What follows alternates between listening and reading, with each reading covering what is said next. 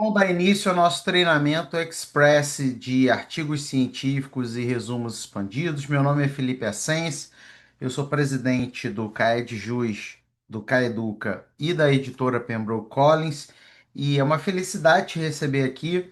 Nós fazemos esse treinamento principalmente para ajudar as pessoas que gostariam de participar dos nossos eventos, mas que por algum motivo elas não se sentem ainda tão confortáveis em escrever um artigo ou um resumo, ou algumas pessoas que já têm uma experiência na escrita de artigos e resumos, mas que querem aproveitar o nosso encontro para acelerar, né? Então, nós somos um evento, uma editora comprometidos com essa questão da qualidade dos textos e nós entregamos diversas iniciativas, como cursos, aplicativos e como esse treinamento, justamente para te ajudar nessa jornada e que você possa não só escrever melhor, mas que você possa participar dos nossos eventos de uma maneira mais segura e com mais resultado, né?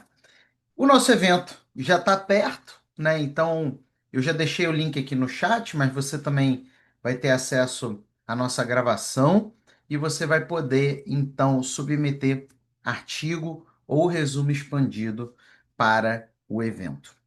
E o nosso objetivo aqui é fazer uma discussão muito prática para você pegar e aplicar e desenvolver aí a sua jornada conosco dentro do nosso próximo evento. Já vou deixar o link aqui para vocês e vamos nessa. Eu vou compartilhar aqui o nosso arquivo em Word. Se você por acaso estiver acessando o site do evento e eventualmente tiver alguma mudança, é por conta de que o evento ele preferiu mudar algum detalhinho. Então vamos supor, se você encontrar lá 5.800 palavras e não 5.500 palavras, tá tudo bem. É só seguir a orientação do evento. O que eu quero te mostrar aqui são algumas regras gerais que são estabelecidas para o nosso evento e, obviamente, se houver alguma variação no edital, prevalece sempre o edital, tá bom? Nosso evento você pode submeter tanto artigos quanto resumos expandidos, tá? Tanto artigos quanto resumos expandidos. Os artigos, você vai enviar em Word, né? E eles têm assim essas regras básicas. Você tem que, obviamente, informar o título e você entrega em dois arquivos. Um é um arquivo anônimo e o outro o arquivo com a informação de quem é o autor. Por quê? Porque nós pegamos o arquivo anônimo e enviamos para pareceristas. Nosso evento é um evento sério, é um evento que tem análise, que tem parecer. O parecer não necessariamente é aprovado, pode ser aprovado com retificação ou reprovado.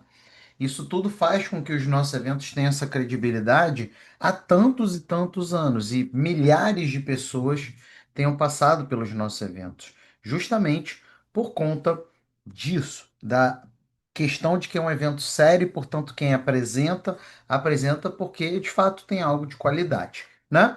Então você vai entregar com os dois arquivos, um com indicando o autor e outro não indicando o autor. Bom, a gente precisa ter de 3.500 a 5.500 palavras. 3.500 a 5.500 palavras. Felipe, eu não sei contar palavras, né? Eu não sei contar palavras. Você pode me ajudar nisso? Você tem alguma dica? Eu vou te ensinar de uma maneira bem automatizada. Se você observar aqui no meu arquivo, é um arquivo em Word, mas se você trabalha em Google Docs, ele também tem. Aqui no canto inferior esquerdo, olha só, ele diz 869 palavras. Ou seja, esse meu documento aqui tem 869 palavras. Porém, se eu entrar aqui, ó, eu consigo ver com mais detalhes tudo isso.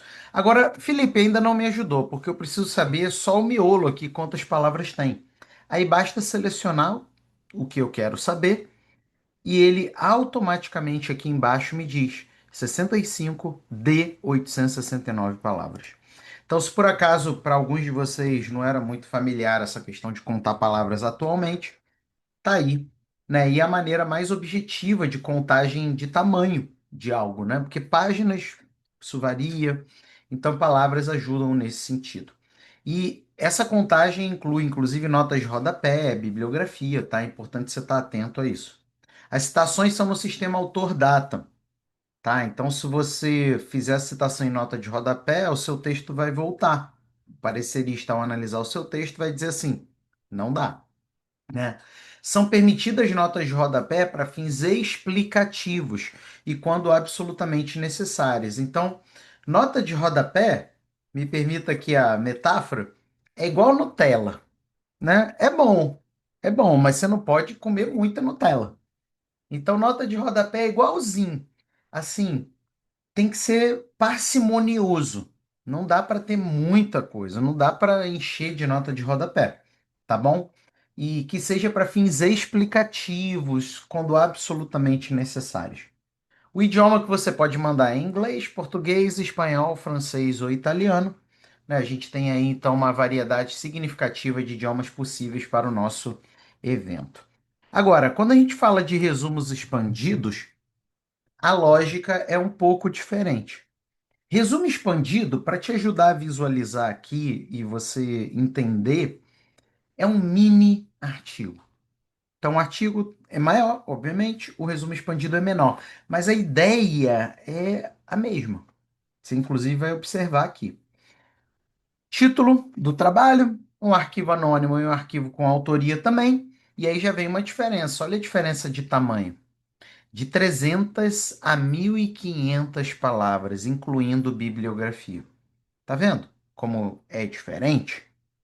Então você tem um tamanho muito menor, né? Ele não chega nem à metade de um artigo, assumindo que o artigo tem 3.500 palavras ainda. A citação em sistema autor-data, não são permitidas notas de rodapé, então não pode ter Nutella aqui no resumo, né? Não pode ter qualquer nota de rodapé. E o idioma em inglês, português, espanhol, francês ou italiano. Estou te mostrando as linhas gerais, porque agora, obviamente, a gente vai trabalhar aqui modalidades de artigos e modalidades de resumos. A gente pode dizer, existem pelo menos 9, 10 modalidades de artigos, tá? Porém, se a gente analisar estatisticamente dentro dos nossos eventos, qual é a modalidade, quais são as modalidades que mais aparecem, e não só nos nossos eventos, mas no mundo acadêmico, certamente a gente poderia dizer que são os artigos teóricos e os artigos empíricos. Então, a gente não vai ter tempo para abordar 10 modalidades diferentes de artigos. A gente vai abordar aquelas modalidades que funcionam geralmente para a maior parte das pessoas, ok? Mas não encare essas modalidades como fixas. Você pode abordar outras modalidades. Por exemplo, não conversaremos aqui hoje sobre revisão sistemática. Não quer dizer que você não possa publicar revisão sistemática nos nossos eventos. Não conversaremos aqui hoje sobre ensaio, mas não quer dizer que você não possa publicar ensaios nos nossos eventos. Porém, a gente observa que 90% das pessoas geralmente usam artigo teórico ou artigo empírico, e esse vai ser o nosso foco nesse nosso encontro, tá bom? Vamos lá. Uma outra coisa também importante, você vai ver nós sugerindo diversas estruturas. Essas estruturas você não precisa encarar como fixas, como camisas de força. Elas são meramente estruturas sugestivas e não obrigatórias. Tudo bem? Olha só, tá aqui o artigo teórico. Lembrando que o nosso evento te entrega esse modelo, o nosso evento te entrega tudo que você precisa para participar, tá bom? E a gente está aqui, ó, título em caixa alta, letra calibre, espaçamento e-mail centralizado. Vem o nome do autor aqui, obviamente naquele arquivo que não tem nome do autor você vai tirar. E aqui vamos pensar um pouco mais essa estrutura do artigo teórico. A gente começa com uma introdução. A introdução tem que ter dois elementos essenciais. Primeiro o tema, segundo a promessa. O que é o tema? Para facilitar a sua vida. Três elementos, três conceitos, três ideias, três noções, três premissas que são essenciais do leitor entender para iniciar a leitura do seu texto. Então, você não vai ter tempo na introdução de explicar de uma maneira profunda elementos teóricos. Porém, você explica três coisas que são muito importantes para o seu autor transitar no texto. E aí o seu autor vai ter o que se chama em programação neurolinguística de mini vitória ou micro vitória. Ele termina a introdução sabendo mais. Ele tem essa sensação. E isso traduz uma percepção positiva do seu texto na cabeça do autor, mesmo que inconscientemente. Depois que você apresentar o tema, você apresenta a promessa. O que é a promessa? O que de fato o autor, o leitor vai ver. Estou falando autor, né? O leitor vai ver no seu texto. O que de fato ele vai encontrar lá? Promessa tem a ver com algo que você está prometendo mesmo e que você vai pagar ao longo do texto. E aí você precisa ser específico na sua promessa. Muitas pessoas, quando vão virar a introdução para a fase da promessa, quando elas vão falar, por exemplo, nesse artigo, blá blá blá blá blá, elas continuam prometendo tema. Tema é pano de fundo. Promessa não é tema. Inclusive, é impossível de um artigo esgotar um tema. Nenhum artigo consegue esgotar um tema. Às vezes, nem uma tese de doutorado consegue esgotar um tema. Mas a gente esgota promessas. E para isso, a nossa promessa precisa ser específica e executável num artigo. Então, depois que o leitor tem um ganho, ele vai agora entender o que vai acontecer no seu texto. Aí é que entra a promessa. E ele vai entender de uma maneira específica o seu texto. Ok? Vamos lá. Dito isso, a gente entra no capítulo um. Pense como um funil. Isso daí é mais uma estratégia de persuasão. O geral vem primeiro, o específico vem depois. Então, se a gente pensa aqui, ó, capítulo um e capítulo 2, o capítulo um tende a ser mais geral do que o 2. Ou seja, se a gente fizesse aqui uma caricatura, o capítulo um ele está discutindo mais o tema, o capítulo 2 está discutindo mais a promessa. Felipe, eu posso ter 3 capítulos, 5 capítulos? Claro que pode, mas eu preciso que você entenda a lógica. Porque se você entende a lógica, você consegue trabalhar independente do número de capítulos. A lógica é funil, do geral para o específico. Então, o capítulo um é um capítulo que você vai trabalhar contexto, premissas, teorias, conceitos, né? Então, você vai do geral para o específico. Inclusive, já que é para trabalhar com funil, os tópicos do seu capítulo um, assim como os tópicos do seu capítulo 2, você também vai pensar como um funil, como uma sequência, tá bom? Por exemplo, olha só, 1.1, ensino de química no Brasil. Eu estou falando de um contexto. Aí vem o 1.2, aulas experimentais no ensino de química. Eu vou falar de teorias. E 3, desafios de aplicação de aulas experimentais. Vou mostrar pesquisas. É só uma maneira de fazer. Tá? Você que é o melhor, a melhor pessoa para decidir qual é o melhor funil de conteúdo para o seu capítulo um. Mas não faça o vai e vem. Eu não te recomendo fazer o vai e vem. Eu sou mentor de 20 mil acadêmicos. 20 mil, pessoas que me pagaram para eu ser mentor. E é incrível, assim, eu posso dizer que mais de 90% quando entra na minha mentoria, vem com esse vício do vai e vem. A pessoa geralmente não tem o funil, então ela mistura camadas. Camadas teóricas com camadas geográficas, com camadas temporais, e não fica legal. O seu leitor não entende. E se o seu leitor não entende, ele solta o texto. E se ele solta o texto, ele não vai te citar. E se ele não vai te citar, você produz menos impacto. Ok? Agora vamos lá, capítulo 2. Ele, obviamente, numa comparação com um, ele é mais específico. Ele tem um cheiro maior de quê? De promessa. Esse é o cheiro predominante do capítulo 2 de promessa. Então, naturalmente, ele vai trabalhar de forma mais específica os temas que você se propôs. E aí eu trago duas maneiras de você organizar o capítulo 2, né? Olha só, ele vai falar do objeto, da promessa. Uma primeira maneira é uma organização temporal. Para alguns de vocês, faz muito sentido fazer uma organização temporal da discussão. Por exemplo, século XIX, século XX, século XXI, e depois propostas e perspectivas, né? Então, ó, o século XIX está falando, obviamente, do antes, né? Só que de modo temporal, né? Sequência. Século XX do antes, século XXI é do antes, né? E do presente também, que o século XXI já começou há um tempo. E o século. E aí, a parte de propósitos e perspectivas tem um foco no presente e no futuro, né? Tá vendo a ideia? Ali pode até focar só no futuro. Essa é uma maneira de fazer. Essa é uma maneira de fazer. Você é obrigado a fazer assim? Não. É só uma maneira de organizar. Agora, olha só essa outra maneira. Não é um artigo sobre ensino de química, não é? Eu posso organizar em dimensões e não de um modo temporal. Vamos supor, para pensar o ensino de química, eu tenho três dimensões. Exemplo, tá, gente? Alguém pode falar, ah, não, são cinco. Entra no exemplo, amigo.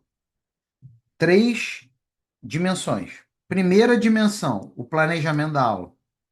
Segunda dimensão, a dinâmica da aula experimental.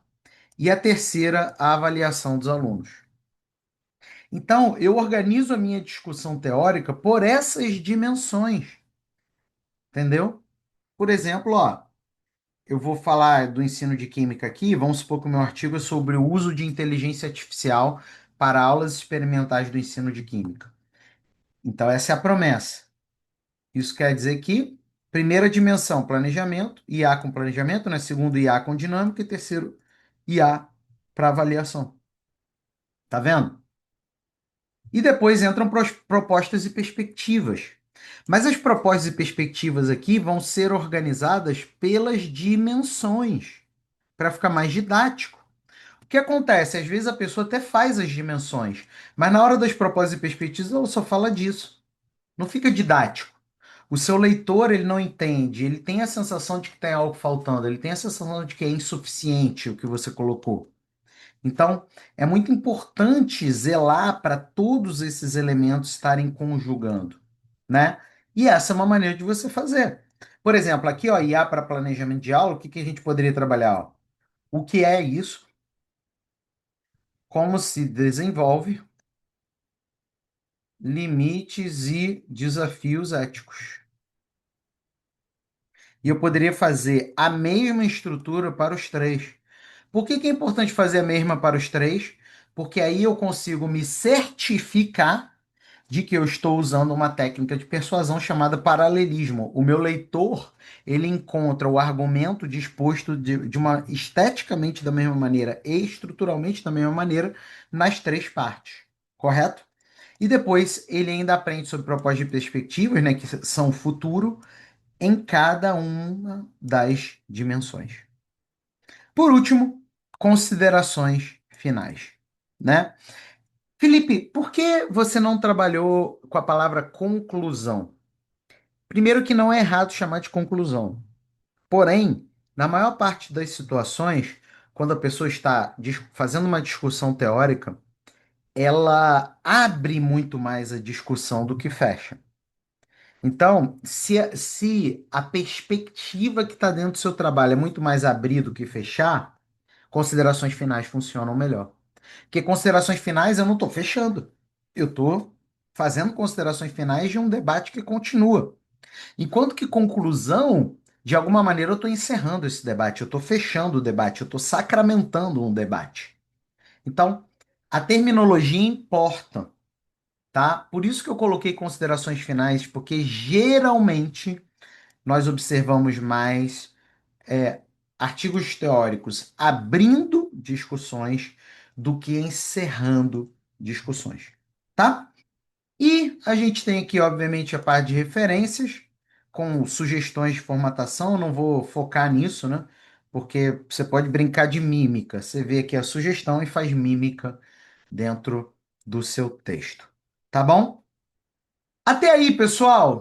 Tá claro? Me contem. Como é que estamos? Tá claro até aí?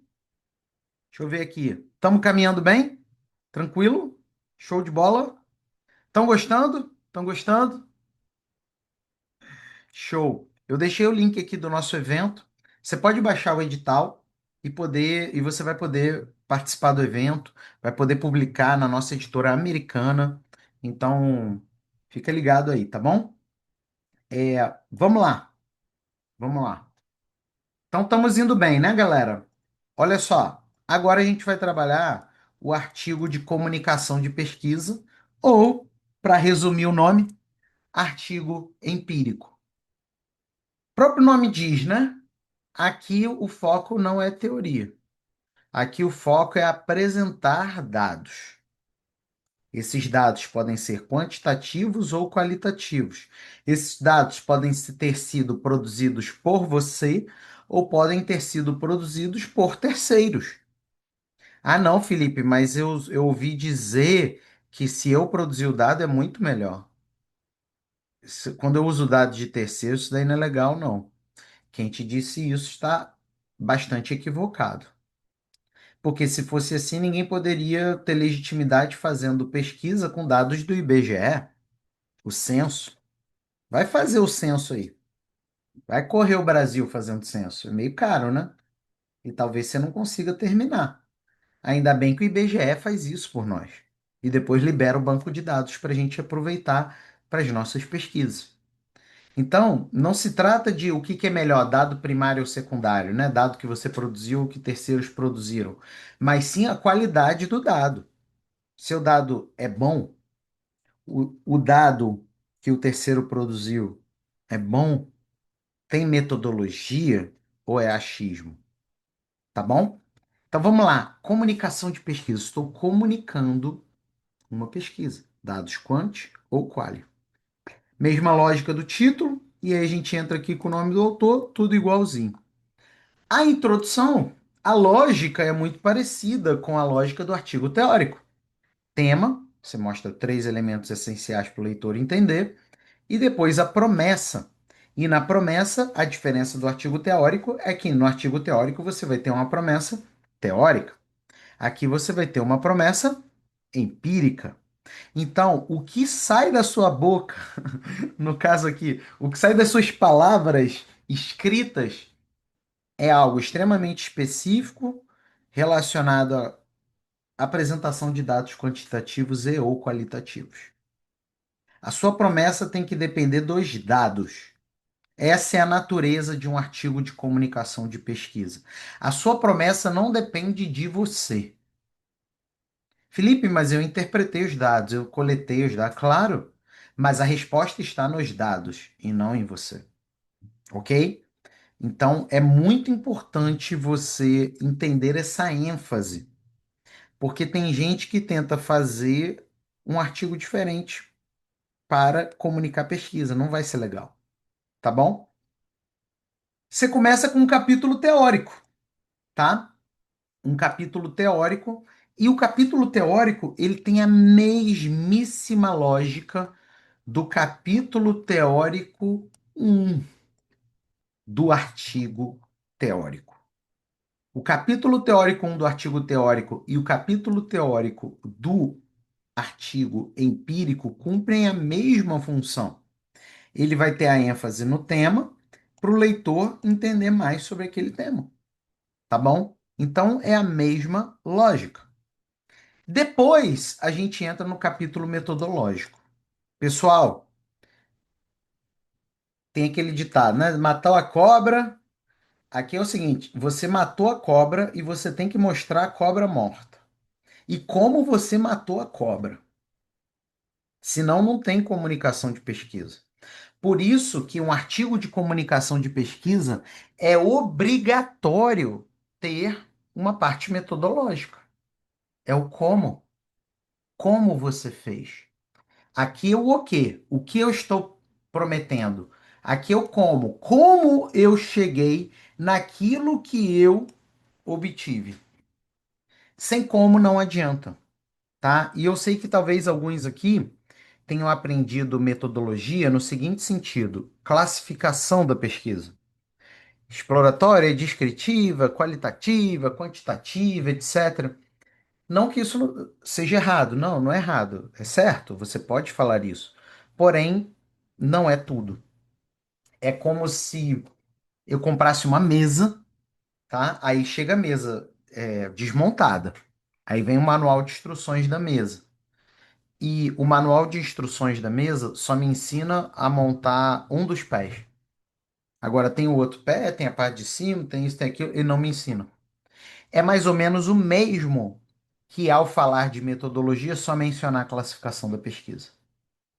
E eu sei que muitos de vocês cometem esse equívoco, né, de só montar um pé da mesa. E tá tudo bem, mas aqui a gente vai aprender a metodologia de um jeito completo e profundo, tá bom?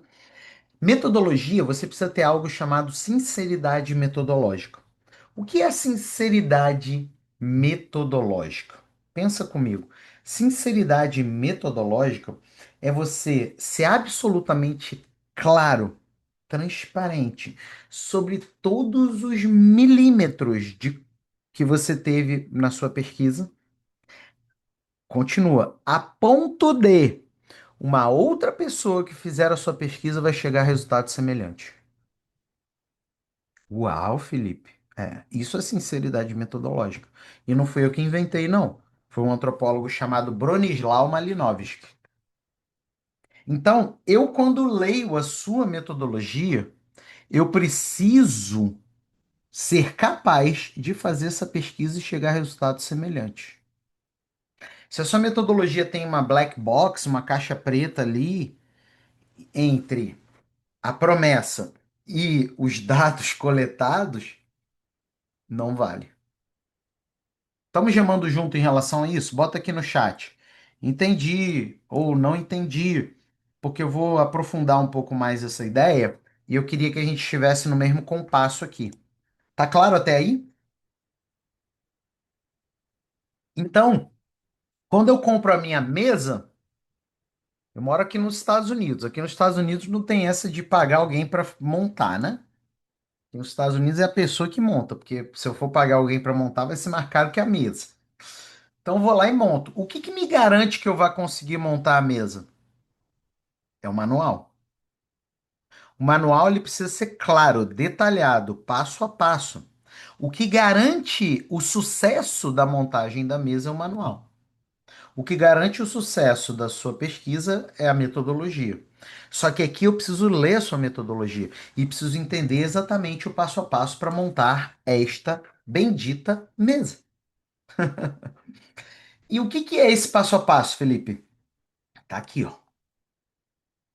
Primeiro, caracterização do campo. Você vai falar da classificação da pesquisa? Vai, mas olha só quanta coisa você tem que falar.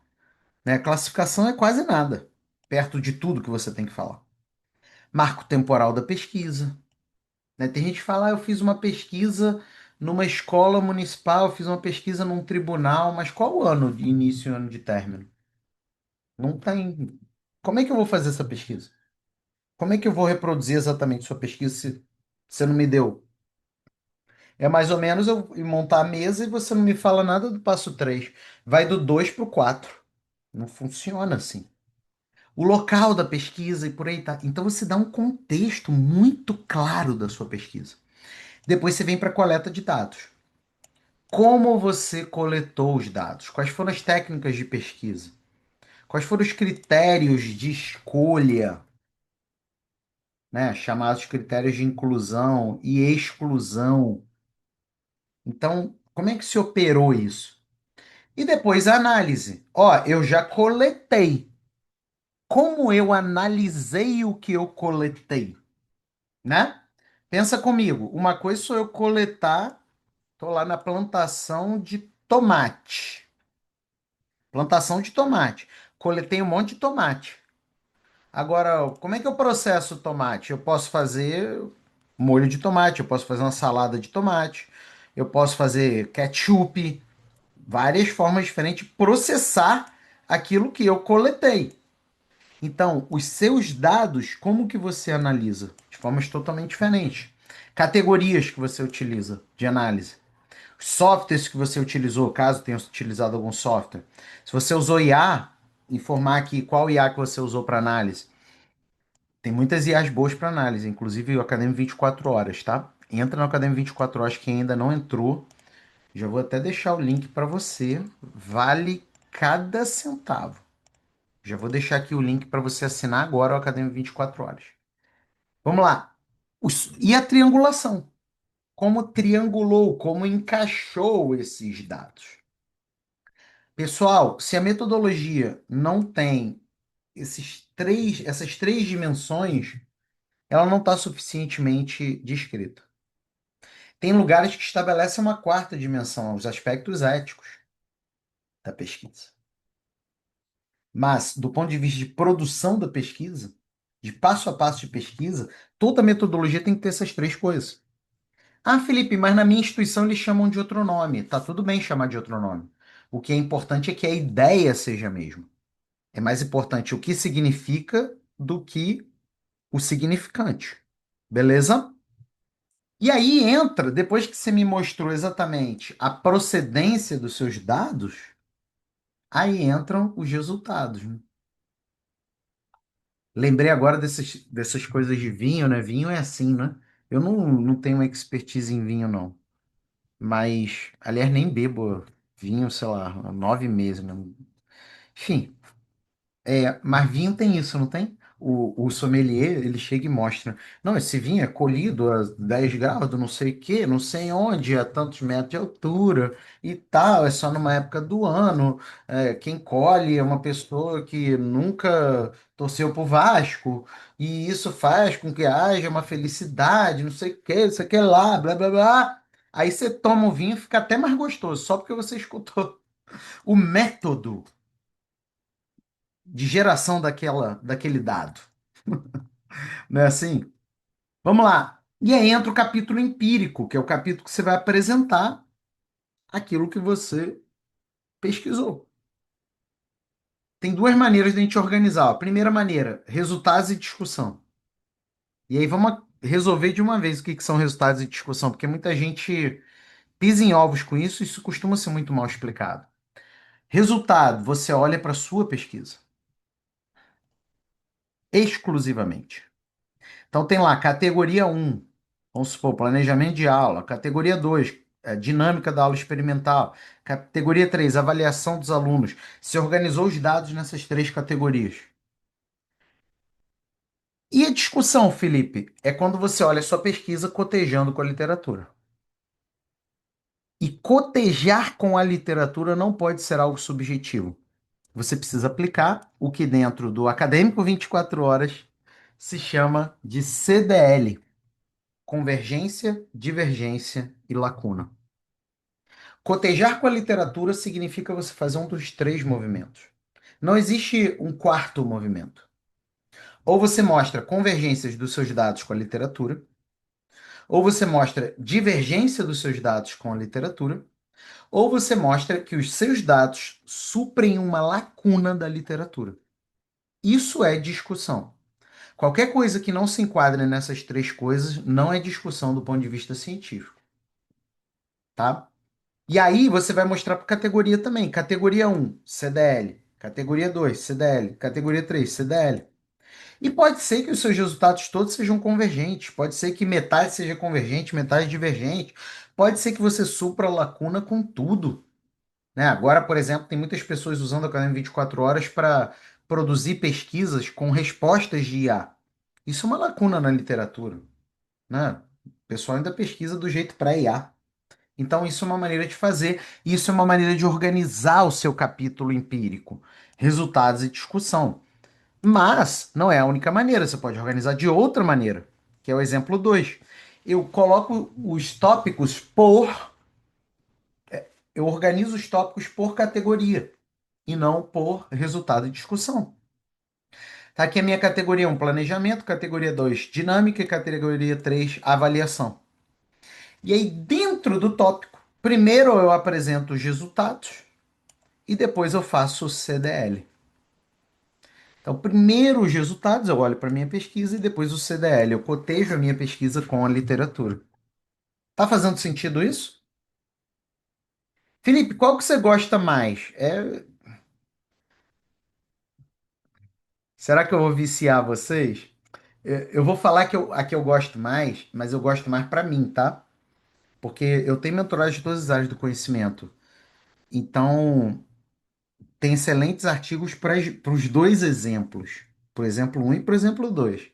Mas quais que eu gosto, qual que eu gosto mais para mim? É o 2. É o 2. Organizar por categoria. Para você, qual que você gosta mais? Qual que toca mais seu coração? Bota aí, bota um ou dois para eu saber.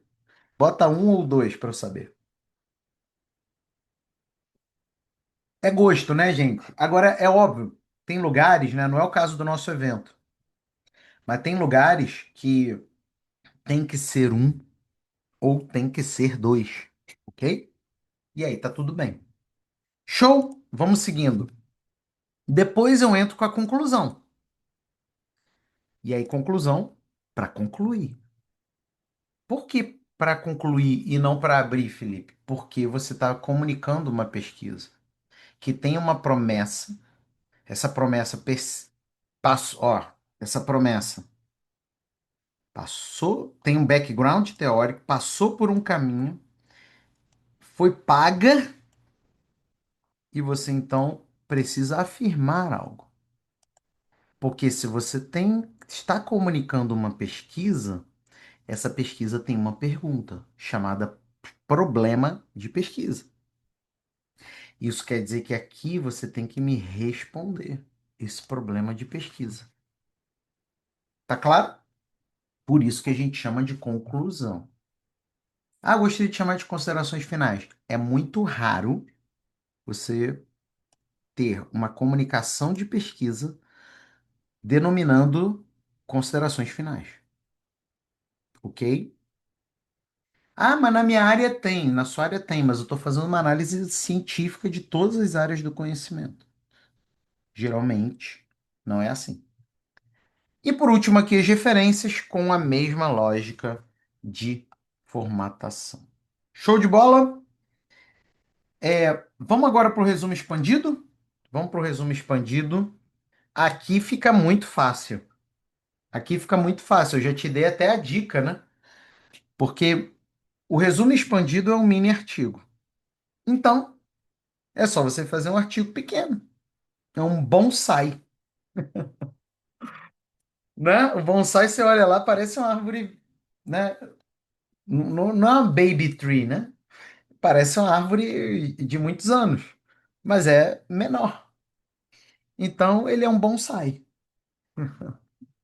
Isso não quer dizer que ele é ruim, que ele é fraco, que ele é feito de qualquer jeito, que ele tem menos mérito, que ele é de menor qualidade. Ok? Vamos lá. Primeiro resumo expandido é o resumo expandido teórico. Mesma formatação do título, nome do autor. E adivinha só? Ele tem uma estrutura muito parecida com o artigo teórico. E não é para ser diferente. Afinal, o resumo expandido é um artigo resumido. Então, ele vai ter a introdução da mesma maneira, ele vai ter uma discussão teórica da mesma maneira, uma mais geral, né? Uma mais específica da mesma maneira e considerações finais da mesma maneira. As premissas são as mesmas. Ele é árvore igualzinho. A diferença é de tamanho. E enquanto árvore, ele tem as propriedades de árvore. Tem que ser científico, tem que ser rigoroso, tem que ter qualidade. Mas é a mesma. Ele tem um tamanho menor. A diferença é que no final, indique três e cinco obras ou fonte de pesquisa que foram utilizadas. Por quê? Como ele tem um tamanho pequenininho, às vezes você não tem espaço para fazer citação. Então aqui você consegue trabalhar, né, entre três e cinco obras que influenciaram diretamente aqui o seu resumo expandido teórico.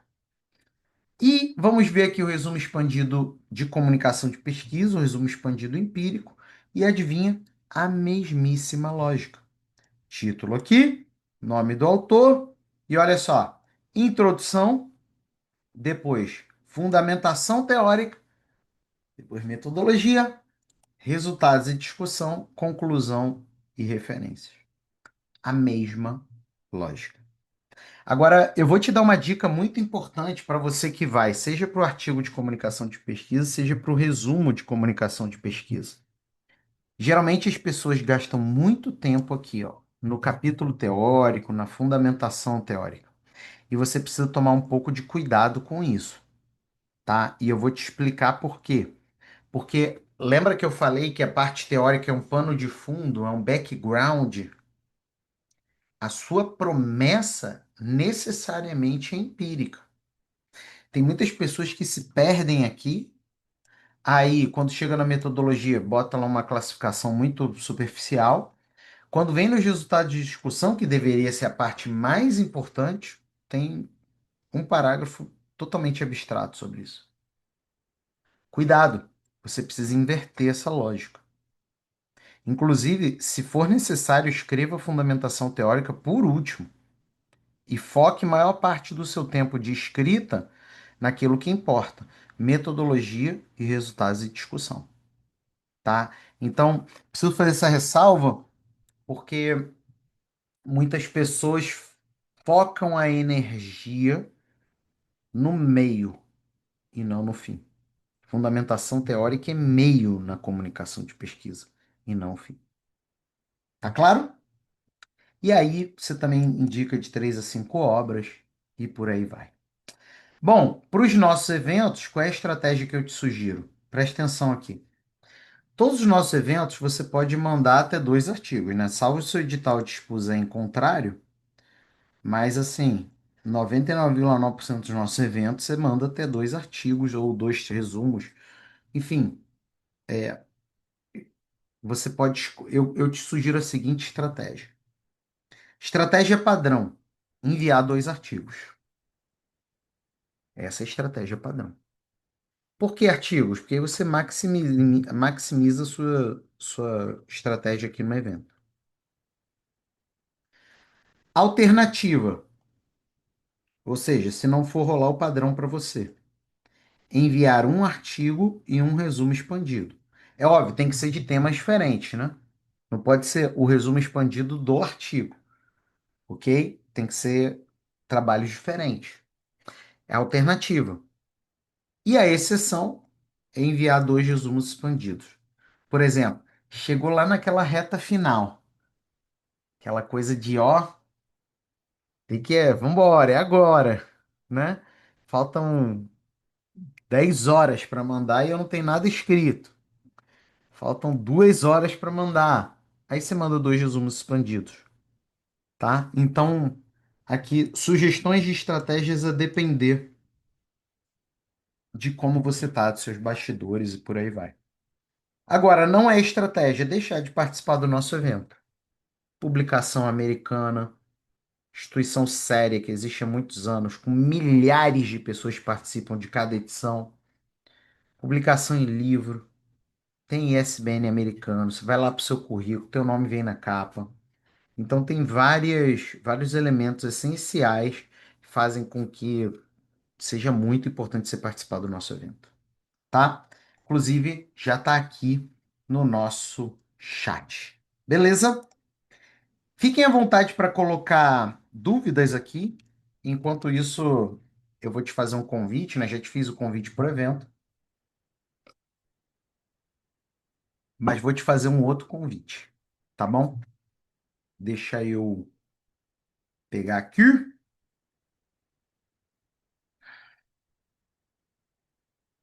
Vamos lá. Eu quero te convidar para assinar o nosso aplicativo chamado Acadêmico 24 Horas. Ele é uma plataforma de escrita acadêmica ultra completo. Não existe nada melhor hoje no mercado que simplesmente vai levar você do zero ao avançado na escrita acadêmica, ou se você já é avançado, vai te levar para o próximo nível, com certeza, da escrita acadêmica. O Acadêmico 24 Horas é uma espécie de Disney dos acadêmicos. Você entra e você não quer sair mais, porque você tem tudo ali dentro. Olha só, eu vou te mostrar aqui para você ter ideia. Já vou deixar, inclusive, aqui no nosso chat. Acadêmico 24 Horas, 100% atualizado, de fato incrível. Não começamos ontem. O aplicativo tem mais de 1.400 usuários. Se você é aluno de graduação, mestrado, doutorado, se você é professor, se você é gestor, você precisa saber e usar. É artigo, capítulo, livro, TCC, dissertação, tese, projeto, relatório, tudo. E com escrita humanizada, não é essa escrita genérica de ChatGPT, Gemini, que qualquer um olha e sabe que é um negócio ruim, né? Aliás, eu não sei se vocês viram, saiu uma pesquisa agora do ChatGPT. Vocês viram essa pesquisa? Deixa eu pegar aqui. Deixa eu pegar aqui que eu te mostro que é ao vivo.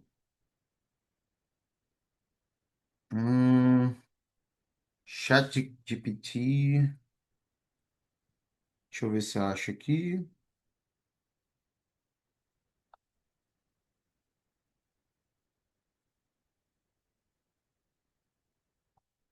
Aqui. Olha só isso, vou até salvar isso daqui. De onde vem a fonte do ChatGPT? Basicamente do Wikipedia. Gente, vocês são acadêmicos, vocês sabem que isso daí não é fonte, né? E outras IAs vão no Reddit. O que que é o Reddit, gente? É fórum de discussão. Qualquer um escreve lá. Olha isso. Amostragem de 10 milhões de citações de ChatGPT. Quase 50% é Wikipedia. 11% é Reddit. Isso daqui não é científico. Não tem como. Agora, não, mas eu uso o Gemini. Quem usa o Gemini vai ficar de boca aberta. 21% é Reddit, 18% YouTube, 14% Quora, que é outro de discussão. 13% LinkedIn. Cadê o Web of Science? Cadê Scopus? Cadê PubMed? Não tem. Em nenhum deles. Nem aparece aqui como ó, percentual. Ó. Nem aparece. Olha aqui, Perplexity. Está na modinha, né? Não, Perplexity é bom. Olha aqui o Perplexity. 46% do que ele cita é de fórum de discussão. Estou te mostrando por isso daqui por quê? Porque não é o que você encontra no Academia 24 horas. Inclusive, agora a gente está integrado com Crossref. Agora que eu digo mesmo, agora, 2 dias atrás. Estamos integrados com Crossref. Crossref, para quem não sabe, é a plataforma do DOI. Então, assim, toda a bibliografia do mundo é rastreável dentro do nosso aplicativo. Então, usar IA genérica é ter a falsa sensação de que você está produzindo algo de valor para a ciência. Olha só os depoimentos do pessoal. Quem é do Academia 24 Horas aqui? Bota aqui no chat. Você vai receber todos esses robôs, ó, de rotina, de estudo, de escrita, de produção, comunicação, concurso, seleções, empreendedor. Tem mais de 35 robôs. Isso daqui é o que tem agora, fora o que vai ser criado enquanto você estiver conosco no Acadêmico 24 Horas, tá? É surreal. Tem treinamento, gente. Diferente dessas IA genéricas, tem treinamento nenhum, aí sai um negócio ruim, um cara de IA completamente fraco, alucinando. Tá aqui, ó. Treinamento, inclusive gerador de lucro com IA. Se recuperar seu investimento no HM 24 horas. Tem e-books também, de prompts e por aí vai. Não precisa mais chat GPT, galera aqui falando, ó, pessoas reais, falando, ó, Academia 24 horas é um negócio. Vai receber todos os robôs, vídeos tutoriais, tremendos aceleradores, e-books, encontro de suporte. Temos encontro agora segunda-feira. Acho que é segunda ou sexta. Enfim, semana que vem tem encontro. Encontro comigo e com os nossos engenheiros de prompt. Inclusive, nossos engenheiros de prompt sabem mais do que eu. Pagamento em real no Brasil, nossa plataforma americana, mas a gente fez checkout brasileiro para facilitar todas as atualizações, acesso individual VIP. Você pode usar em múltiplos idiomas, qualquer idioma. A interface está em português, mas você pode interagir em inglês, espanhol. Então, olha só, todos esses robôs aqui contigo. Todos esses robôs. Então, eu quero te convidar a dar espaço agora. É muito incrível essa ferramenta. E ela não começou ontem. Passamos de 1.400 usuários. Só de treinamento você recebe 2.853. Esses treinamentos são vendidos à parte, tá? E você recebe aqui. Olha só que massa. Um monte de depoimento e por aí vai. Lembrando que, diferente das IAs genéricas, que você Só recebe o aplicativo. Aqui você tem robô, suporte, prompt, treinamentos, tudo para você. Tá bom? Olha como é que ele é por dentro. Olha que lindeza. Muito fácil, ó. Quer ver, ó? Eu uso o robô produtividade acadêmica. Eu quero estratégia para aumentar a minha eficiência na escrita da dissertação de mestrado. Olha aqui, ele me dá a estratégia, gente. E de tudo. Ah, Felipe, eu não sei usar IA. Quem usa IA genérica vai continuar sem saber, porque você não vai parar a sua vida para fazer um curso de 50 horas de engenharia de prompt, né? Aqui tem o engenheiro de prompt. Ele cria o prompt para você. Olha aqui, ó. Quero escrever uma tese de legitimação sociopolítica do STF com recorte temporal de 2018 a 2025. Quero ver as convergências, divergências e lacunas da literatura. E eu vou usar o prompt aqui mesmo. Olha o tamanho desse prompt. Aqui, ó. Olha o tamanho desse prompt. Você pode aprender a fazer na mão? Pode. Para quê? E ó, olha onde é que ele procura. Entendeu? Então, esse é o jogo. Estudo, vários de estudo. Leitura assistida, gente. Você sobe aqui um texto e você conversa como se fosse o autor. Meu expert, você treina ele no seu orientador, por exemplo. Você treina ele em você. Ele vai saber mais de você do que você. É, aprendizado com o YouTube, você coloca um link do YouTube, você conversa como se fosse o autor do YouTube. Fichamento. Gente, olha o tamanho desse fichamento aqui, ó. Você sobe qualquer texto, ele faz o fichamento. Olha isso. Com as páginas para você inserir no seu artigo. Inglês, você treinar inglês aí. Olha quantos robôs de escrita. Escrita autoral, tá? Escrita autoral, não é escrita péssima de ChatGPT e Gemini, não. Olha aqui, olha isso. Olha que massa. Vê se tem aqui alguma coisa de escrita, sabe? Cadê? Aqui, vê se tem aqueles travessões. A cada duas linhas tem um travessão. Cadê? Não tem, cara. É muito legal. É IA treinada, com referências reais. Aqui, ó. Deixa eu pegar aqui. Referências reais. Deixa eu pegar um aqui que tenha referência. Aqui. Vamos clicar? Vem com, ó, vem o DOI, vem a descrição de por que que ela serve para o seu trabalho e vai embora, entendeu? Então, tudo aqui pensado para você. Vamos lá. Tem também parafraseador. Quero melhorar parte do meu texto, Felipe. Vamos supor, recebi um parecer da revista, recebi um feedback do meu orientador. Eu vou lá e melhoro o texto. Olha aqui. Eu melhoro o texto. E aí, simplesmente, ele reescreve para mim do jeito que eu quero. Então, e parei de compartilhar? Calma. Ó, reescreva o trecho abaixo. Quero que a nova versão tenha 1.000 palavras, tom acadêmico formal para a educação, escrita focada em dados. Vamos supor que na minha banca eu tive uma crítica em relação a essa parte. Ele reescreve para mim, mas não do jeito toscão, do jeito profissional. Corretor linguístico textual, você sobe seu texto aqui e ele faz a correção ortográfica para você.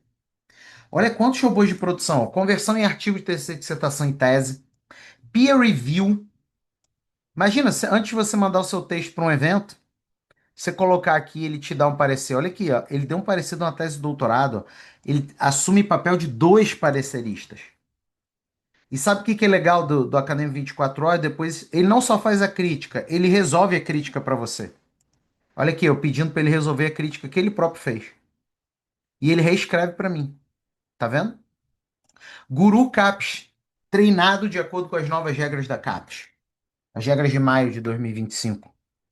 Estratégias de publicação, estratégias de Lattes. Aqui você sobe o seu Lattes e ele analisa o seu Lattes, diz ponto forte, ponto fraco, de uma maneira isenta, sem achismo. Criação de periódico científico. Eu vou criar agora um periódico científico aqui nos Estados Unidos e eu vou gerar aqui, tá? Comunicação, ó, apresentações e palestras, defesa de TCC, dissertações e teses. Simulador de banca de qualificação. Você sobe sua tese aqui, ele simula a banca, faz as perguntas. Simulador de banca de defesa. Quem é do Academia 24 Horas, isso daqui entrou no sábado. É novidade aí. Concursos e seleções, ó. Você que vai fazer concurso, ou seleção de mestrado, doutorado, você sobe o edital, você sobe o Lattes e ele faz uma análise de estratégia. Gerador de carta de motivação, muitos concursos pedem carta de recomendação ou memorial, é só você fazer aqui. Carta de recomendação também. Seleção de mestrado, doutorado, você simula a sua entrevista, que o cara te dá até a nota. E entrevista para o professor, você também simula a entrevista. Empreendedorismo, produto digital lucrativo, você quer ganhar dinheiro na internet, ó, criar um e-book, criar um livro, criar um workshop. E fundador de startup, você que quer criar sua startup jurídica, sua startup educacional, sua startup de contador, ele gera aqui. É só você responder pergunta e ele gera a startup para você. Ferramentas diversas, gerador de imagem, transcritor de imagem, você bota uma imagem, ele transcreve. Descritor de imagem, você bota uma imagem, ele descreve o que está na imagem. Gerador de gráfico e tabela, tradutor acadêmico, um monte de treinamento, um monte de treinamento, fora os que ainda vão entrar, e e-books. Então, quero te convidar a dar esse passo. Então, eu vou compartilhar aqui a tela. Você pode apontar a câmera para o QR Code, ou você que está aqui ao vivo pode simplesmente entrar aqui no link do chat, né? O link é carreiraacadêmica.com/barra acadêmico 24 horas. Você está entrando no Acadêmico 24 horas na melhor condição.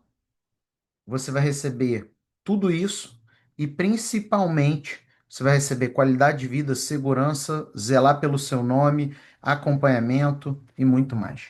Então, dê esse passo aí agora no nosso Acadêmico 24 horas.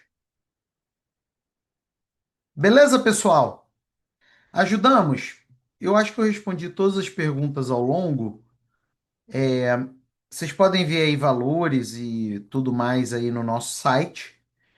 E o que eu posso te garantir é o seguinte: vale cada centavo.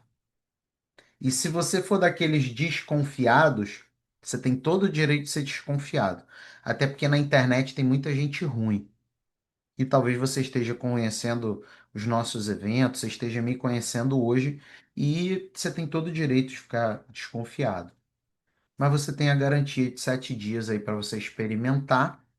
E se você achar que não é estudo, se achar que não é lá grande coisa. É só você solicitar o reembolso. A gente não cria barreiras para reembolso. A gente simplesmente cancela e tá tudo certo. Tá? Então, dê esse passo agora, enquanto a gente se despede. Fechou, pessoal? E aí, gostaram do nosso treinamento? Ajudamos? Ajudamos ou atrapalhamos? Fala aí. Ajudamos ou atrapalhamos? Muito bom estar aqui com vocês, de verdade, e principalmente para contribuir, né, com os próximos passos aí da jornada acadêmica de cada um. Nós do CaEdJus, do CaEduca e da Pembroke Collins ficamos muito honrados aqui com a tua presença, tá? Então, show de bola, fechou? É isso? É isso, pessoal. Ó, muito feliz em te receber nos nossos eventos. Muito feliz em te receber no Acadêmico 24 horas e vamos para cima. Tchau, tchau.